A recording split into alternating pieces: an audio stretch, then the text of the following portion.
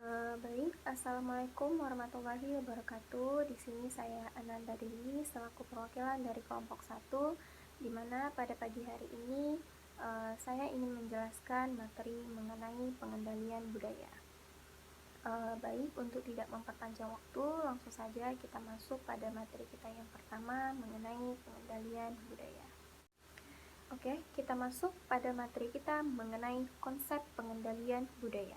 Nah, apa itu pengendalian budaya? Pengendalian budaya ini dapat diartikan sebagai sebuah desain untuk mendukung adanya pemantauan bersama atau yang kita kenal dengan mutual monitoring, atau bahasa lainnya itu adalah sebuah tekanan kuat dari suatu kelompok terhadap individu yang menyimpang dari norma ataupun nilai kelompoknya.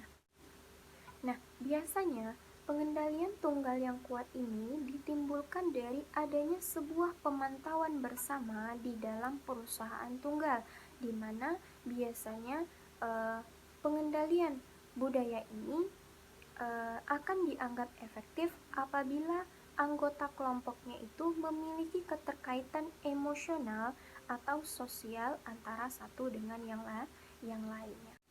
Nah, biasanya juga budaya ini pasti akan dibangun di atas tradisi, kemudian ada norma, kepercayaan, nilai, ideologi, kemudian sikap, dan juga cara berperilaku bersama.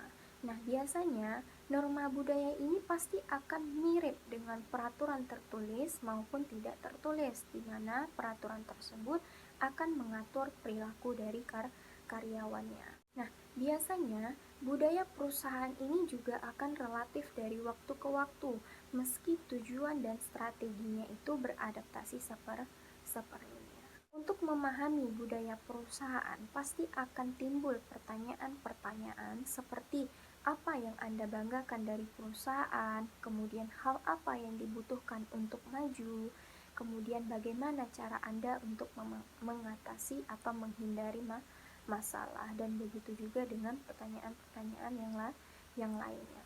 Jadi dapat kita simpulkan bahwa adanya pengendalian budaya perusahaan ini dapat dibentuk dalam banyak cara, baik itu lewat kata ataupun melalui contoh.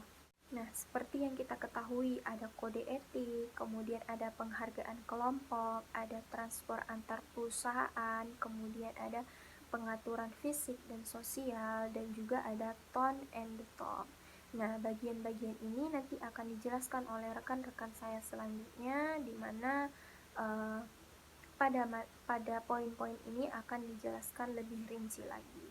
Baik, mungkin hanya ini yang dapat saya sampaikan. Materi selanjutnya nanti akan dijelaskan oleh rekan saya selanjutnya. Terima kasih. Assalamualaikum warahmatullahi wabarakatuh. Baiklah, di sini saya akan menjelaskan tentang materi kode etik.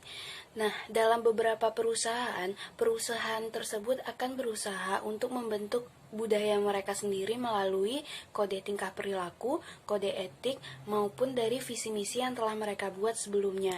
Jadi secara tidak langsung kode etik ini adalah suatu peraturan yang dibuat oleh perusahaan untuk dipatuhi oleh atau untuk dijalankan oleh semua karyawan dalam perusahaan tersebut, entah itu antara karyawan dengan rekan kerja, entah itu dari karyawan terhadap atasan, ataupun antara karyawan dengan pihak lainnya.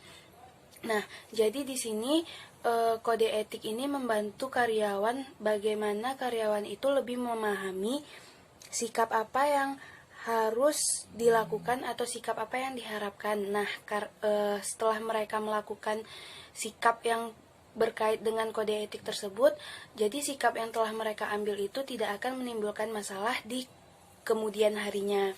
Nah, di sini dalam menjalankan semua kode etik itu, tentu timbul pertanyaan, apakah dalam perusahaan tersebut kode etik itu sudah terjalankan dengan baik atau dengan benar? Nah, di sini jawabannya itu masih meragukan. Kenapa masih meragukan? Karena salah satu studi menunjukkan bahwa sebagian karyawan itu menganggap interaksi antara rekan kerjanya itu yang berdasarkan dengan kode etik itu sudah benar. Tetapi ada juga yang menganggap bahwa kesalahan tingkah perilaku itu semakin meningkat karena karyawan tersebut menganggap sepele atau menganggap remeh kode etik yang ada dalam perusahaan tersebut. Nah, di sini jadinya kode etik itu tuh sebagian karyawan menganggap menjalankan kode etik itu benar, tapi sebagian lagi karena mereka menganggap sepele, jadi kode etik yang telah dibuat itu malah membuat mereka tingkah laku mereka tuh makin salah, makin meningkat. Nah, ada juga alasan yang lain yang menunjukkan bahwa kode etik ini juga jarang dipakai. Kenapa? Karena beberapa atasan juga banyak melakukan tindakan-tindakan yang atau mencontohkan hal yang tidak baik terhadap karyawannya, entah itu melanggar kode etik, entah karena jabatannya itu karena mereka atasan, jadi mereka seenaknya aja berperilaku yang semena-mena. Misalkan mereka dalam perusahaan itu kita tuh harus menghargai pendapat orang lain. Nah, karena tingkat jabatan mereka mungkin sudah dikatakan di atas karyawan, jadi mereka tuh lebih mementingkan pendapat mereka sendiri, tapi tidak mendengarkan dengan pendapat bawahan yang lainnya. Nah, jadi disitulah penjelasan tentang kode etik tersebut. Baiklah, kita masuk ke materi selanjutnya, yaitu tentang imbalan kelompok. Nah, di sini penyediaan imbalan atau insentif yang mana di sini didasarkan pada pencapaian kolektif, ini dapat mendukung untuk pengendalian budaya. Imbalan atau insentif di sini disediakan dalam bentuk bonus, pembagian laba, dan juga pembagian keuntungan dalam perusahaan, yang mana ini diberikan atas dasar yang berdasarkan pada kinerja perusahaan atau entitas. Nah, artinya di sini pembagian imbalan atau insentif di sini itu diberikan kepada perusahaannya, bukan kepada karyawan atau per individunya. Dan telah terbukti juga bahwa dengan adanya perencanaan insentif yang didasarkan pada kelompok ini dapat menciptakan kepemilikan dan keterlibatan terhadap keuntungan bersama antara perusahaan dan karyawannya. Nah, di sini terlibat atau tidaknya seorang karyawan di dalam sebuah perusahaan itu menjadi faktor terpenting dalam menentukan keberhasilan keuangan perusahaan secara keseluruhan. Karena sukses atau berhasilnya sebuah perusahaan itu sangatlah ditentukan oleh hasil kinerja dari karyawannya. Penghargaan kelompok di sini sangat berbeda dengan penghargaan yang diberikan kepada individu atau perorangan. Nah, adanya motivasi untuk mendapatkan imbalan di sini itu tidak dipengaruhi oleh imbalan itu sendiri. Namun yang mempengaruhi imbalan itu ialah adanya komunikasi dan dorongan secara bersama antara karyawannya untuk mendapatkan imbalan tersebut. Imbalan kelompok di sini itu dapat mendorong terciptanya kerjasama antar karyawan di dalam perusahaan tersebut, dapat juga untuk pelatihan di tempat kerja untuk karyawan yang baru, dan juga adanya tekanan dari antar karyawannya atau tekanan dari rekan kerja terhadap karyawan yang lainnya agar karyawan tersebut ikut aktif untuk bekerja demi kebaikan perusahaan tersebut. Baiklah, saya di sini Kiki Purwati akan menjelaskan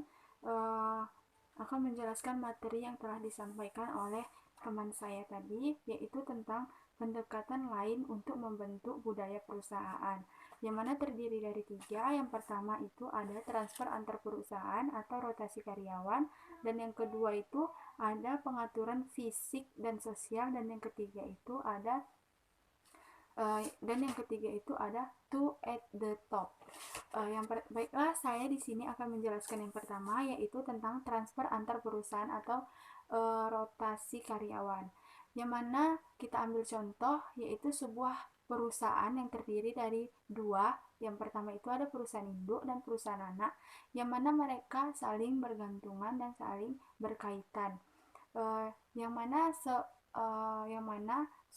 dalam suatu periode atau dalam sewaktu-waktu perusahaan yang 2 ini akan melakukan rotasi karyawan ataupun pergantian karyawan antara karyawan perusahaan induk dengan karyawan perusahaan anak, di mana tujuan dari rotasi karyawan itu untuk membantu menyebarkan budaya dengan memperbaiki sosialisasi karyawan dalam perusahaan dan memberikan mereka apresiasi terhadap masalah yang lebih dihadapi di dalam perusahaan, yang mana artinya di sini nih perusahaan itu lebih mempublikkan ataupun bisa dibilang perusahaan itu memberikan ini semua agar karyawan juga merasakan masalah apa yang terjadi dalam perusahaan tersebut. Dan yang selanjutnya itu agar tidak menghambat terciptanya tujuan dan pandangan yang saling bertentangan. Di sini maksudnya pandangan yang saling bertentangan ini biar di karyawan itu tidak ada masalah yang bertentangan, agar tercapainya tujuan perusahaan itu dengan baik dan benar. Dan yang selanjutnya itu ada pengaturan fisik dan sosial. Pengaturan fisik dan sosial ini tidak informal, yang mana ada sebagian perusahaan yang melakukan yang berpenampilan menarik dengan cara khasnya masing-masing. Misalnya ada sebuah perusahaan yang menetapkan para karyawannya untuk selalu berpakaian yang berkerah dan memakai celana jeans. Tujuannya itu adalah untuk menarik perhatian para pembeli ataupun customer. Dengan cara mereka berpakaian seperti itu, maka mereka seperti formal, namun perusahaan tersebut itu informal. Jadi kayak menarik perhatian publik yang di luar gitu maksudnya. Dan yang kedua itu ada juga perusahaan yang sesuai dengan ciri khasnya ataupun dengan keunikannya, yang mana karyawannya itu mempunyai kriteria, misalnya itu dalam drama karyawan itu disebut yang disebut mereka adalah pemain drama, sedangkan dalam waktu bekerja mereka membilangnya seperti lagi ada di panggung. Dan kalau kita lagi kerja itu mereka menyebutnya dengan penampilan kita. Jadi maksud dari pengaturan fisik dan sosial ini seperti rencana kantor arsitektur dan dekor interior, serta pengaturan sosial seperti kode pengguna baju, kebiasaan yang dilembagakan, perilaku dan kosakata yang dapat membantu membentuk budaya perusahaan. Jadi sesuai dengan perusahaannya mereka mau memakai cara yang bagaimana. Dan selanjutnya itu ada to at the top. To at the top itu adalah pernyataan yang harus konsisten dengan tipe budaya. Sedangkan to at the top itu adalah pernyataan mereka harus sesuai dengan budaya yang mereka coba untuk menciptakan. Yang penting tindakan perilaku mereka harus konsisten dengan pernyataan mereka. Artinya di sini tindakan apapun yang mereka buat, mereka tuh harus konsisten dengan tindakan yang sudah dibuat. Jadi pernyataan dengan tindakan itu harus sesuai. Di dalam to at the top ini yang berperan paling penting itu adalah seorang manajer, yang mana kita ketahui sendiri, manajer ini sangat berperan penting dalam sebuah perusahaan. Yang tugas manajer tersebut adalah sebagai pemantau dari karyawan-karyawan tersebut. Di sini seorang manajer tidak bisa memutuskan keputusan dia sendiri, yang mana manajer itu tidak dapat mengatakan suatu hal dan kemudian melakukan hal lain. Artinya manajer ini mengatakan bahwa perusahaan harus kita jalankan sesuai dengan apa kata saya, tetapi yang dilakukannya itu misalnya seorang manajer itu mengatakan kita harus meningkatkan kinerja kita dengan peraturan-peraturan perusahaan yang telah dibuat. Tetapi nyatanya manajer itu eh, melakukan hal dengan keinginan dia sendiri, maka itu tidak boleh yang ditanamkan oleh manajer itu tidak seperti itu. Jadi manajer ini harus mengambil keputusan sesuai dengan kesepakatan ataupun kriteria yang telah ditetapkan oleh perusahaan. Baiklah, sekian materi yang bisa saya sampaikan. Selanjutnya akan dijelaskan oleh rekan saya. Assalamualaikum warahmatullahi wabarakatuh. Baiklah, di sini saya Nurul Azlina akan melanjutkan materi selanjutnya, yaitu tentang pengendalian personal atau budaya dan masalah pengendalian. Secara bersamaan, pengendalian personal atau budaya ini dapat menangani semua masalah pengendalian. Namun, tidak semua tipe pengendalian dapat bisa bekerja efektif dalam menangani tipe masalah pengendalian. Di sini ada tiga macam tipe masalah pengendalian. Yang pertama yaitu kurangnya pengarahan. Di mana kurangnya pengarahan ini dapat diminimalkan, misalnya dengan merekrut orang-orang baru untuk bekerja dalam kelompok yang akan memberikan pengarahan yang baik. Dan yang kedua yaitu masalah motivasi, di mana masalah motivasi ini dapat diminimalkan dengan merekrut orang yang bermotivasi tinggi. Misalnya orang-orang yang pekerja keras, orang-orang yang pantang menyerah dan tidak mudah putus asa. Yang ketiga yaitu pembatasan perorangan, di mana pembatasan perorangan ini dapat dikurangi dengan satu atau lebih tipe pengendalian personal yang dikhususkan, misalnya dengan seleksi, pelatihan, dan juga penyediaan sumber daya yang dibutuhkan. Baiklah, materi selanjutnya yaitu efektivitas pengendalian personal atau budaya.